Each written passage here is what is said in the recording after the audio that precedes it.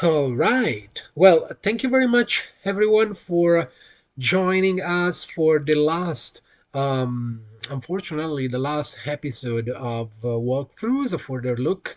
That's been, I want to take a second to thank all of the artists who decided to participate in this beautiful experiment. It has been a great one. Walkthroughs has received great public acclaim, incredible press reviews. We couldn't be more happy. So thank you, thank you, thank you to the artists who decided to participate in this beautiful experiment. Thank you to the curators who have enriched the conversation. You can watch the previous walkthroughs on our Facebook page or YouTube, as well as following us on social media. Our Facebook ID is Synthesis VR, and or on Instagram at synthesis.gallery. Now, I couldn't be more happy and proud to have next to me one of the artists in our roster. So a synthesis artist, Armin Keplinger. Armin is like for those who have come to the gallery. Armin shouldn't be new. We worked together with Armin for in November 2019 for a solo show called we decided to call Zero Latitude. You will understand why later. But also in a couple of group shows, and I'm thinking of It's Dark Inside and Brute Force. Armin is, let me briefly introduce Armin and a little bit of his bio. Armin is an artist with focus on digital image creation and state-of-art CGI techniques. In his projects, Armin explores the interaction between digital and physical spaces, as well as the split between different stages of time. His video artworks, sculptures, installations, VR installations have been exhibited at the Windsor Moscow Contemporary Art Center, Opera Nationale de Paris, Saatchi Gallery in London, and Hessel Museum of Art, among all the other ones. I'm George Vitale. I'm an exhibition maker and artistic director based in Berlin. My projects evolves around the role and influence of technology on society through the lens of art and the eyes of the artist. In 2017, I founded Synthesis, which is the first VR-based gallery, an experimental art gallery located in Berlin. Synthesis is an immersive blend of technology and art displayed under one roof, showcasing cutting-edge experiences by new wave artists and visionaries through virtual reality. Now, how is today's talk structured? So we will start off with a piece. A piece called Brute Force, Armin's piece called Brute Force, which is a piece that Armin made with Andreas Greiner. Armin and Andreas make together the artist duo A&A. I will let Armin introduce the piece, and then we will move to the walkthrough of the VR piece in real time. After that, we will talk about Armin's latest work, MSR, which has been exhibited at Synthesis a couple of times already. By the end of the session, we will welcome and answer questions from the audience. As a reminder, feel free to leave your questions in the comment section on Facebook. I will check it regularly. And Armin, I think we are set for the start. Let's watch a video of Brute Force, and I would like you, while we watch the video, I would like you to introduce the piece to us. Yes, thank you very much for the introduction and the wonderful words and the description. But as you say, let's step into the video immediately. Enough words maybe. Let's see what is happening here. And this is basically the start of the video, which is completely happening in a white space that you see, or to be a bit more precise, grayscale space. But so at the horizon you see this kind of black points here appearing, and what is happening now is basically that these kind of small particles, and the line is getting to us, to the viewer, which is actually not able to move in the space. I usually design my VR pieces, or at least right now, and in the past I did it, I wanted to have the viewer fixed position actually, and he's then getting overwhelmed by the sculpture or by the experience that is now coming to us. As you see, it's getting a bit more clearer now. It's basically a black wall of smoke that is getting higher and higher, and I think I really love this kind of scale play from getting from the minimal to a very monumental experience out there. And this is the moment here where it's actually a bit freezing and you can have your time to see the details in this kind of wall. So basically that's a description what is happening, and I would say I would go a bit now back to the beginning, how this piece and also like how this collaboration with Andreas and the artist do started. I guess what you see here right now is this kind of last period that is in our main focus point and interest. It's dealing with gaseous states, but I would say in the last or in the early years of our cooperation, we have been more working in physical space, and we have really, I would say, we have gone from our interest from solid to liquids to gaseous states actually, and this is what still drives us. But with this piece, we had the first idea to work in VR and to bring our ideas into this new space that is basically unlimited in matters of physical restrictions and stuff. And I think this is also the wonderful thing for me, that you can put out kind of every vision you have out there and make it happen in the VR space. And so we ended up like having this kind of video and with these views that you see here. Okay, why don't we move to the VR now? I would like to, so Armin is going to put a headset on and basically show us how the word inside the headset. I will let Armin prepare, and I would like to ask a question related to what you said. You mentioned how the focus of your work with Andreas is on the phase transition of materials from like solid to liquid or vice versa, or like vapor. But there is a fil rouge in this like in your body of work, and there is this, your work has, there is sort of like in this piece there is this dystopian apocalyptic landscape, this feeling for your work are like dark and mystic in a way. I'm just curious to ask, before we dig into the details of the VR, I'm curious to ask, where does this fascination for the darkness, for like a mystic, introspective, mysterious aesthetic come from?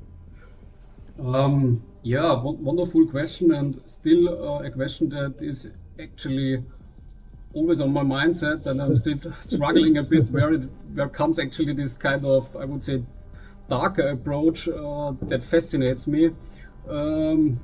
Maybe this is the point to talk about childhood and stuff, maybe not. I would say it's more like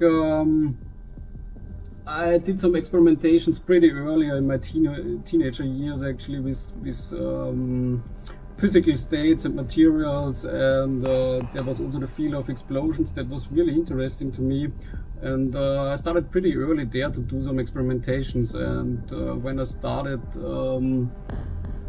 my studies for media arts, basically it was one of my clearest direction to explore this field and to make research. Why do we have a certain fascination for destructions actually? And I think this was the starting point to get deeper into this material. And still it's something that is not super easy for me to answer, but I guess if you have the possibility to see something powerful, maybe threatening, but you are still in a safe position like here, like in the VR, you can enjoy this feeling, and it drives you, and it gives me some wonderful and intensive tension moments, I would say. And this is, I would say, the sublime picture type that I'm usually seeking in pretty much every artwork that I'm putting out there. This kind of safe distance to something really dangerous, frightening, or ornamental. Yeah, there's this beautiful contradiction, as you well said, between this feeling of discomfort, but also safety in a way. Because when you are there, when you are inside the VR work, I can guarantee you that you don't want to get out, because it's really like it's incredibly immersive, and this is what I like the most about Armin's work. He really takes the most out of the medium, out of VR. His focus is so strong on the aesthetic, and in really in creating a very artistic VR experience, which is a word that most times is abused, like artistic VR experience. In this case, the focus is truly on the aesthetic, and Armin really takes the most makes the most out of the medium. So I'm curious to ask, when you work on a piece, on a VR work, what do you start working on first, and how do you develop the process of creation? Well, I would say in the end, I have a pretty strong vision at the beginning already when I build up a new piece, and it's more like it's not about the vision, maybe like the whole structure of the piece, but I would say that I have maybe a strong picture in my mind when I'm riding the train or something like this, and these moments maybe by yourself, suddenly image pops up into your mind. And certainly also these images appear maybe with my focus of interest that I have right now. And when I'm starting to, for example, say to myself, okay, it would be interesting to have a bit of a deeper exploration of smoke and how it's what can I do with it, and then comes this picture of maybe this wall into my mind. And I think from this point on, I'm having the trace of what is upcoming then, and I see pretty early where I want to, or at least I would say the vision is pretty clear actually where I want to end up there. And then this for this piece actually, it was really like I wanted to see this huge massive black walls, and you are below it, and maybe you have the feeling that it's 100 meters high, or at least the scale is interesting. And so the next step is actually to develop mood images. This is, I would say, more a classic approach, like to do some experimentations with Photoshop, collages, and then comes already the step to go into 3D space. And therefore I loved actually this white space here, because it gives me some certain freedom or like fascination to see it really out there. And I'm starting to put on some R&D work and some tests, and maybe then I see like here in the picture a detail of this kind of smoke stuff, and then you just play around with speed, dimensions, and get more to a clear vision how you want to expose the viewer with your end sculpture or with the final piece actually. So this is the road, I would say, that is usually, I mean, it's not always predictable like this, but that's my usual way to work. That's really interesting. Now I would like to move to another topic that I know it's it's a very important feature of your the way you work, of your art. Armin really likes to really takes to heart the fact that he wants to introduce the viewer to the inside experience via the outside experience, which is something that we at Synthesis is like basically the core of our curatorial practice. We really think that visitors needs to be introduced to the VR experience via by the means of the outside experience. And Armin is something that has been marrying this since day one. And I would like you to talk a little bit about how you like to exhibit VR next to other mediums. We at Synthesis have exhibited your VR work with sculptures, sound sculptures. So why don't you tell us a little bit more about it?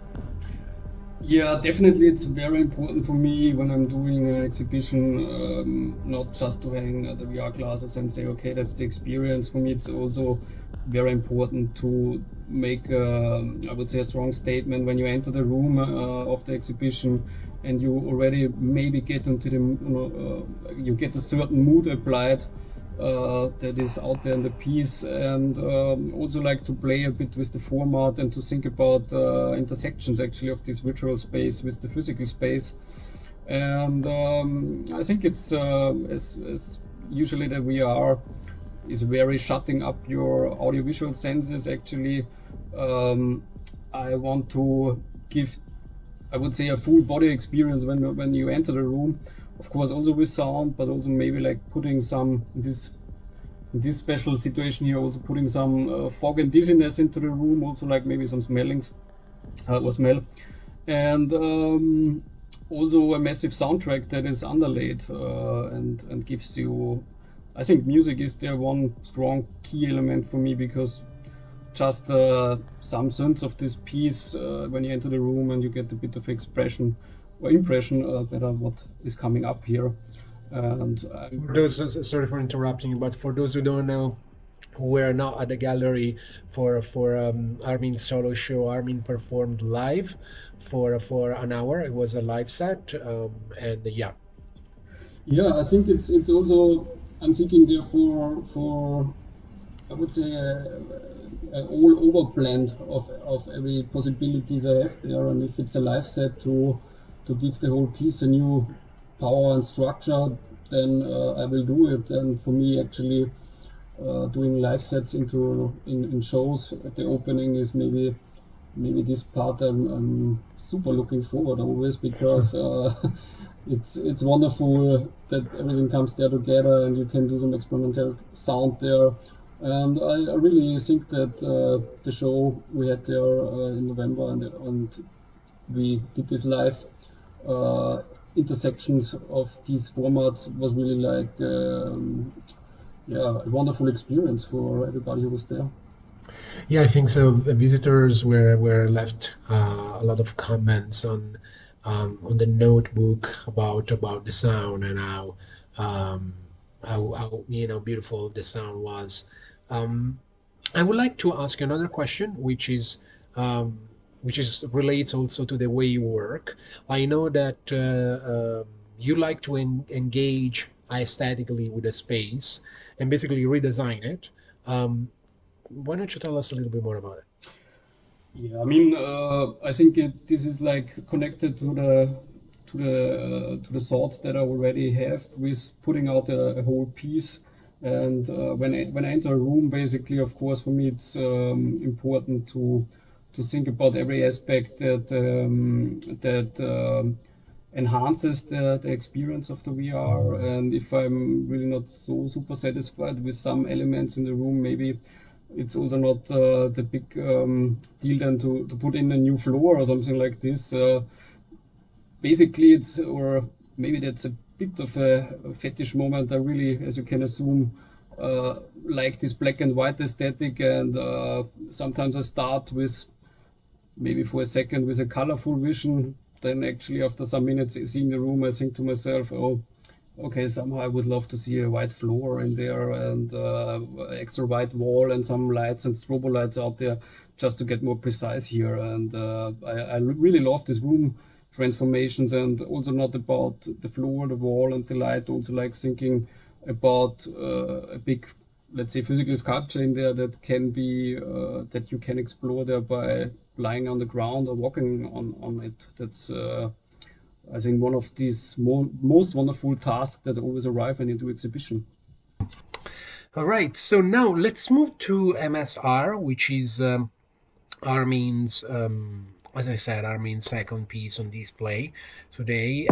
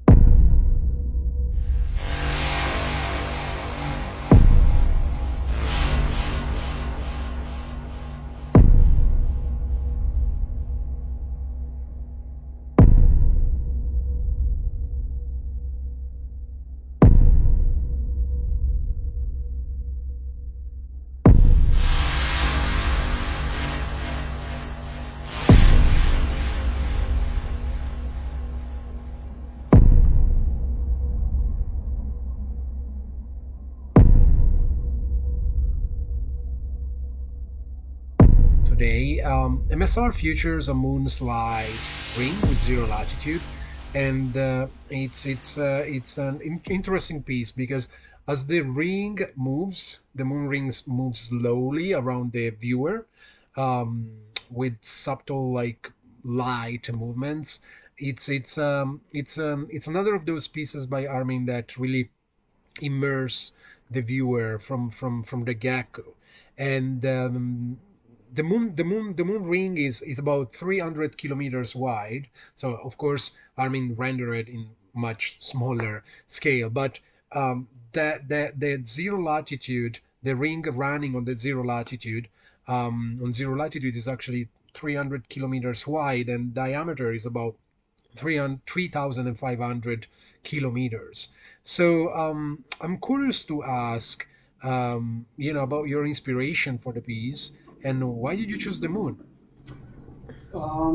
Yes, I guess the question why I came to this piece or this idea is still imminent for myself, but I have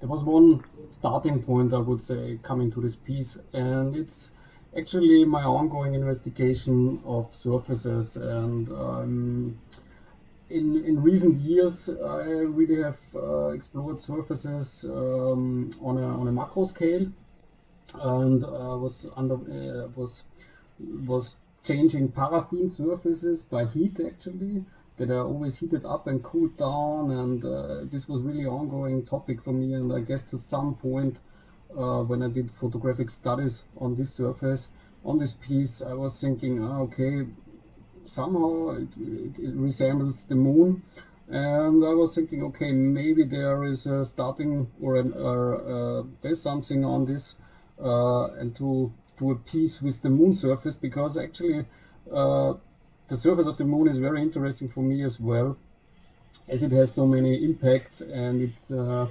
surface with a truly long history behind it. And I like to have a piece out there that is melting different layers of time extremes, I would say, at the same time. And here it's like you have the impacts of the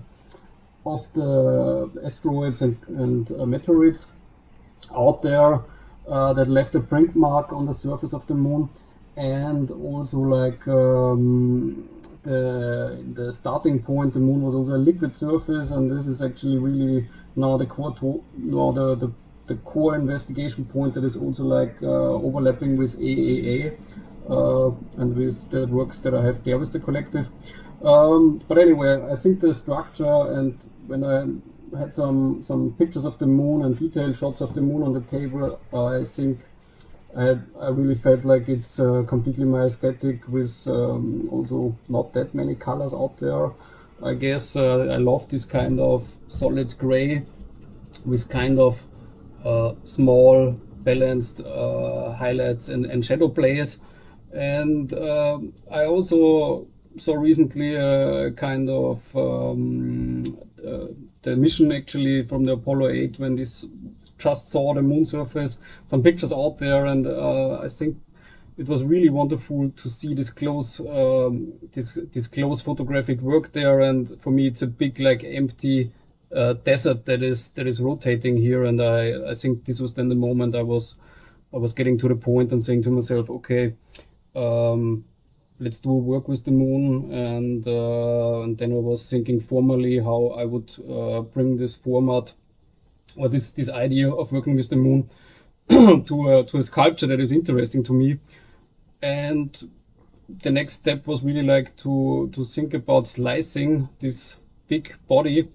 And in the end, I mean, then I was almost there, like with the ring. I just had to think about the invert flip of the surface, so that you can be in the sculpture and that you are surrounded by the surface and can examine it in a close scale and or on a far distance actually. So this was the road here. I'm curious to ask because you mentioned that this a common theme of your work is this fascination for like surfaces, and how you basically translate that like from like a micro scale to like a much larger one. So could you tell us a little bit more about that and how these like your previous works have affected the moon piece MSR?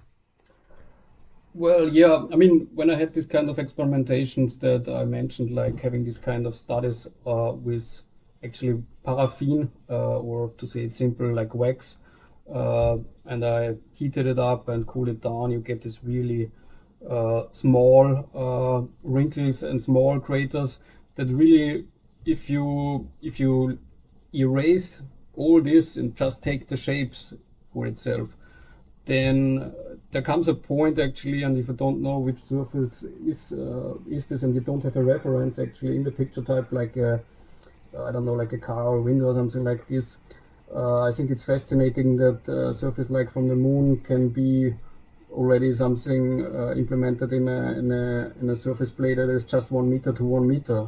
The level of detail is still out there actually. It's Hmm. just maybe then which tool of investigation you use actually to get this detail out of this material and of this 1 to 1 meter surface, for example.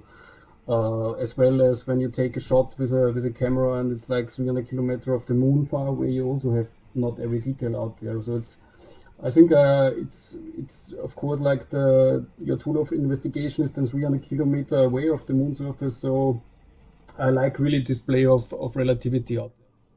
So another question that I'm curious to ask you, Armin, is so it's like you I know you have made like um three pieces about three VR works. As a reminder, what you're seeing right now is the Moon piece by Armin, and it's called MSR. And so since you've gained some solid experience, I'm curious to ask, what is your advice for someone who wants to make VR art for the first time? Well, I would say in the end, it's getting a basic knowledge, of course, like with every discipline you start with. I think it's also not a failure to, apart from Unity or whatever 3D software you use, maybe to get a basic knowledge about the 3D space and how to navigate there and just a basic structure. But in the end, learning a software like this is maybe like learning every other software. Maybe I would suggest which is more important to get a clear vision what you want to do actually there, Mhm. and is it like story based telling, or is it like as in my case, a more like a kinetic sculpture that you want to see out there moving and stuff, or is it like interaction you want to have in there? I mean, for me, interaction and storytelling is not really my aim uh, of interest, and so I think also the outcome is also like important, or the vision, what you want to do there, and which is in the end a very important crossing point in which direction you go and which software you should use and stuff.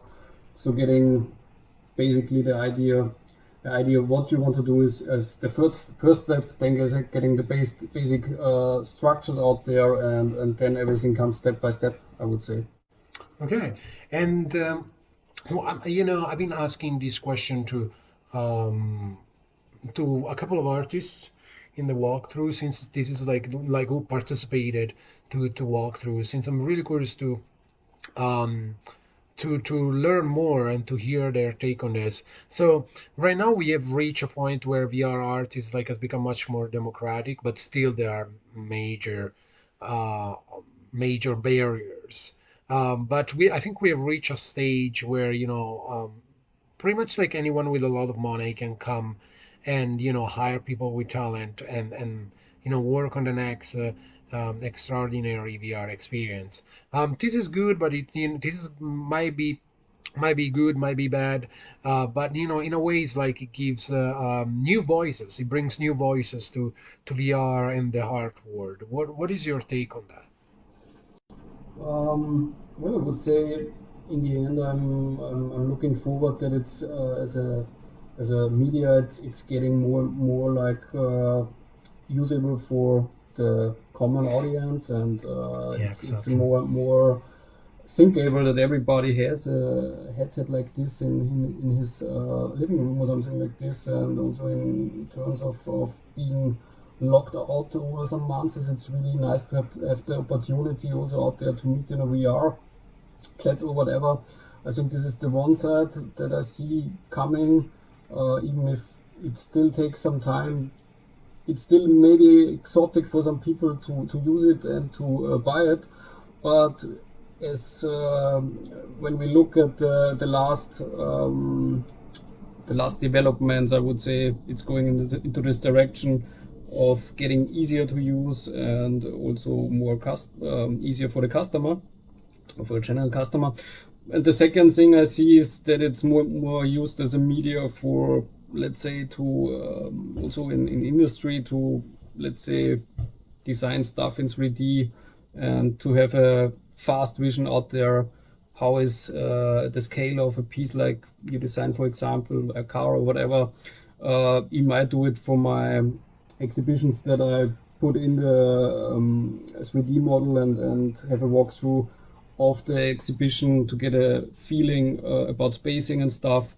So in the end, it will not be also a tool for arts. It will be really, I guess, a tool for many sectors in society. Hmm. So before we open the conversation to like questions and answer from the audience. By the way, as a reminder, again, please feel free to leave your questions for Armin in the comment section on Facebook. Um, I'm curious to ask you, Armin, what is next for you? What are you working on?